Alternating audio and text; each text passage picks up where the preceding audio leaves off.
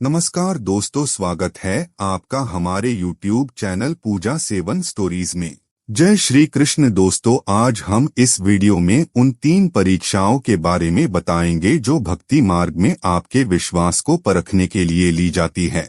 पहली परीक्षा प्रारंभिक अवस्था की, जब बहुत सी परेशानियों से त्रस्त व्यक्ति भगवान की शरण में आता है और इस अवस्था में सबसे ज्यादा परीक्षाएं होती हैं। बहुत तरह के भय से ऐसे समय में व्यक्ति ग्रसित होता है। यह वह समय होता है जब बहुत उत्साह के संग पूजा, ध्यान, साधना आदि की आप लोग शुरुआत करते हो, बहुत उम्मीदों के साथ कि भगवान की पूजा से, माँ की पूजा से आपके जीवन के हर कष्ट दूर हो जाएंगे और बहुत जोश रहता है। लेकिन होता कई बार इसके उल्टा है। हालांकि ऐसा नहीं है कि खाली कष्ट ही बढ़ते हैं, कुछ अच्छी चीजें भी घर में होती हैं।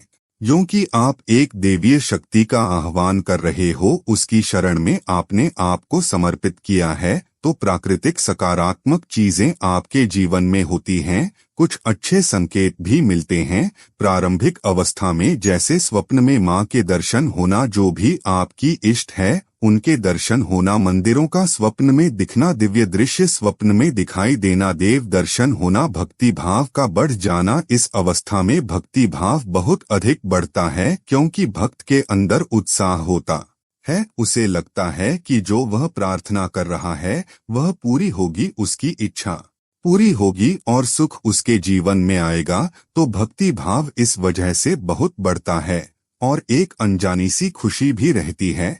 लेकिन वही भौतिक जीवन में बहुत सारी परेशानियां, बहुत सारे चैलेंज सामने आते हैं। जैसे कार्य सिद्धि में कई बार असफलता होने लगती है और अलग अलग व्यक्तियों को उनकी भक्ति के हिसाब से, उनकी ऊर्जा के हिसाब से, उनके कार्मिक बंधनों के हिसाब से अलग अलग तरह के चैलेंज फेस करने पड़ते हैं। अलग अलग परीक्षाएं होती हैं। जैसे कई लोगों के घर में कलह क्लेश बहुत बढ़ जाता है, बीमारियां बढ़ जाती हैं, शारीरिक पीड़ा का अनुभव होता है, पूजा में बैठने पर ध्यान नहीं लगता या बहुत ही अनचाहे विचार, गलत विचार मन में आने लगते हैं और भक्ति नहीं हो पाती है। कार्य सिद्धि का ना हो पाना, ऐसा लगता है कि कार्य पूर्ण होने वाला है, लेकिन अंतिम समय में वह जो कार्य है उसमें सफलता प्राप्त होती है। जैसे बंद मुट्ठी से रेत फिसलती है, तो जहाँ कुछ जगह पर सकारात्मक ऊर्जा बढ़ती है, वहीं पर कुछ अनचाही परिस्थितियों से आपको गुजरना पड़ता है।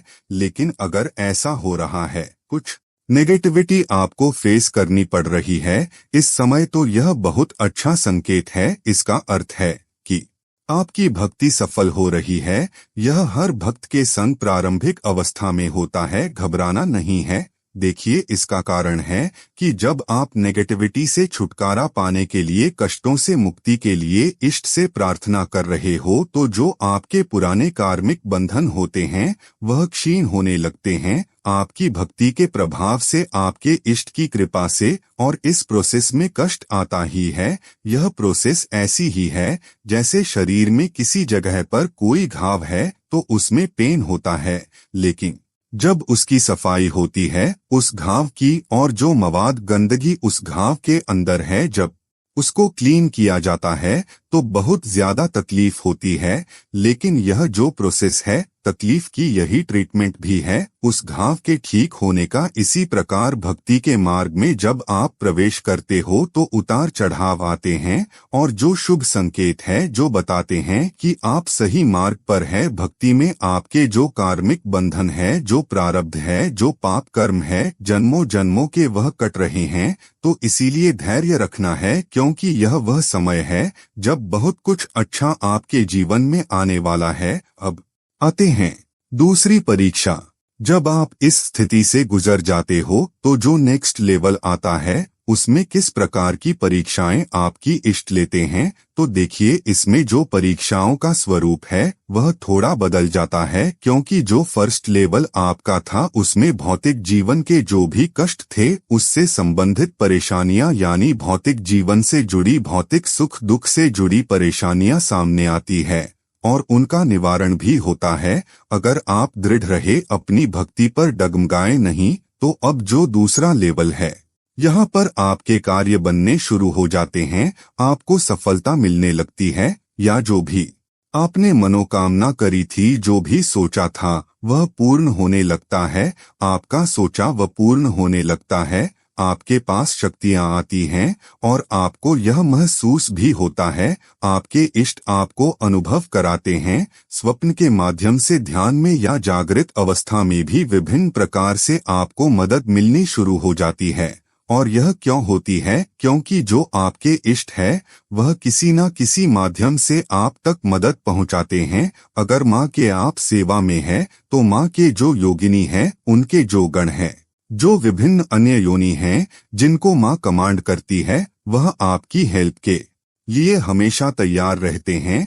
या भगवान शिव है, हनुमान जी हैं, तो इनके विभिन्न शक्तियाँ आपकी मदद करती हैं। तो यहाँ पर परीक्षाएं किस प्रकार की होती है? देखिए, यहाँ पर आपके माइंड को ध्यान भंग करने के लिए माया का जाल बिछाया जाता है। बाहरी जगत का आकर्षण, अधिक धन की लालसा कई बार पैदा होने लगती है। लालच बढ़ जाता है। इस प्रकार की वृत्तियां, विकार मनुष्य को घेर लेते हैं। लोभ, लालच, राग, द्वेष, यह सब तब व्यक्ति के जीवन में होता है जब वह प्रथम चरण संपूर्ण कर चुका होता है और तब बल उसके पास होता है। बहुत सारे ध्यान भंग आपके आगे पैदा कर दिए जाते हैं, पर स्त्री पर पुरुष के प्रति आकर्षण का भाव आपके अंदर डाला जाता है।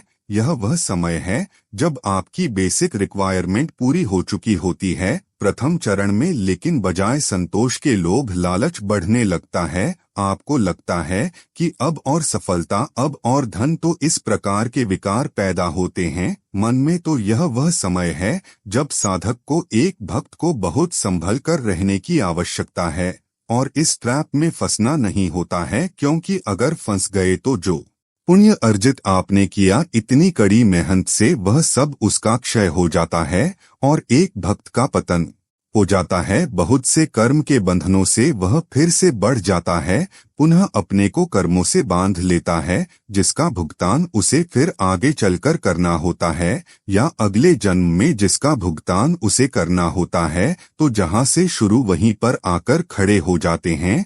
तो यह वह समय है कि भक्त को चाहिए कि भौतिक लालच के चक्कर में न पड़कर ईश्वर प्राप्ति का प्रयास किया जाए और मोक्ष की तरफ प्रयास किया जाए, जो कि मानव जीवन का अंतिम लक्ष्य होना चाहिए। हर भक्त का, हर साधक का, हर उस व्यक्ति का जो आध्यात्मिक क्षेत्र में है।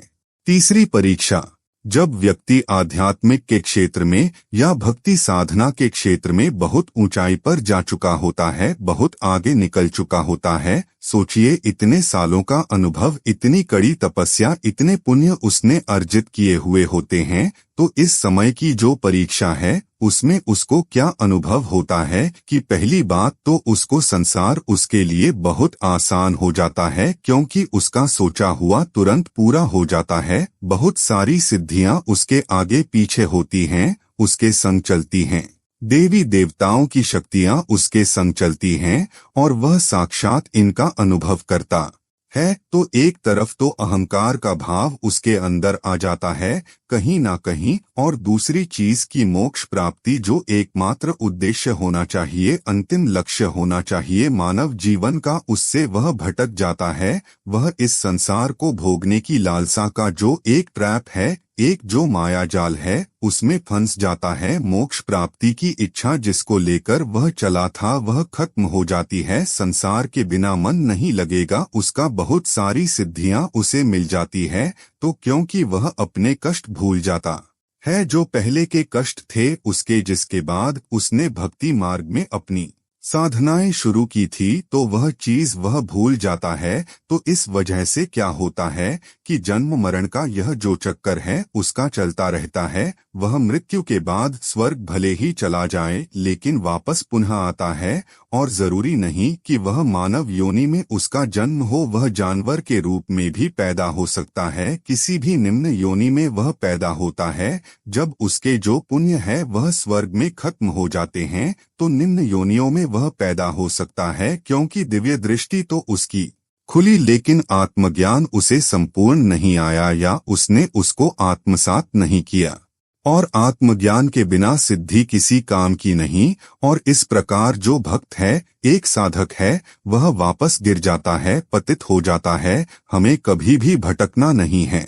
उम्मीद करते हैं कि आपको इस वीडियो से कुछ नया जरूर सीखने को मिला होगा। आपको वीडियो कैसी लगी हमें कमेंट बॉक्स में जरूर बताएं। अगर वीडियो के दौरान मुझसे कोई गलती हो गई हो तो मैं माफी चाहता हूं।